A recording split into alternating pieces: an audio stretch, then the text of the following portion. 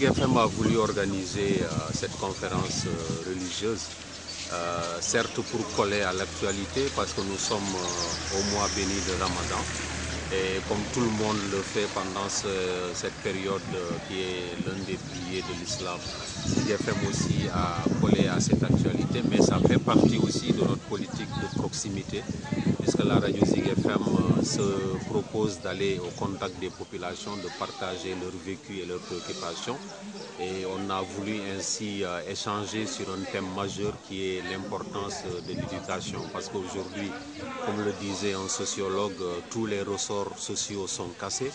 Il n'y a plus de repères, il n'y a plus de valeurs dans ce pays. Et on a voulu donc à travers des prêcheurs et d'autres connaisseurs en islam instaurer le dialogue. Et ça a été des moments intenses d'échange, de partage de connaissances sur cette thématique, et à l'arrivée, tout le monde est reparti satisfait.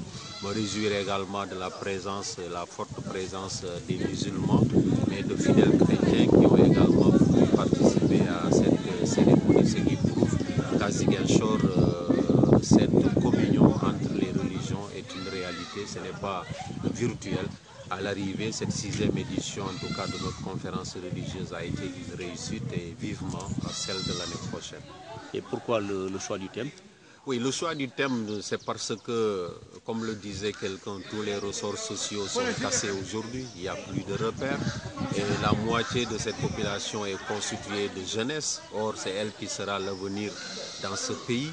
Il faudrait donc lui donner les moyens de conduire à bon port la cité. Et ça, c'est à travers des hommes bien formés, mais des hommes qui ont un savoir-être et un savoir-faire. Parce que un homme qui est bien formé, qui n'a pas d'éducation, qui n'a pas de valeur, qui n'a pas de repère, est comme un animal dans la jungle, encore que même les animaux parfois ont une bonne conduite dans certains endroits.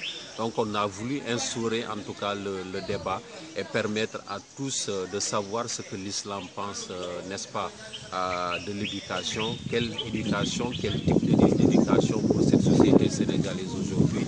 Il y a l'école certes qui va éduquer, mais la première éducation, comme l'ont montré les prêcheurs, c'est au niveau de la famille. Mais si cette famille aujourd'hui ne s'occupe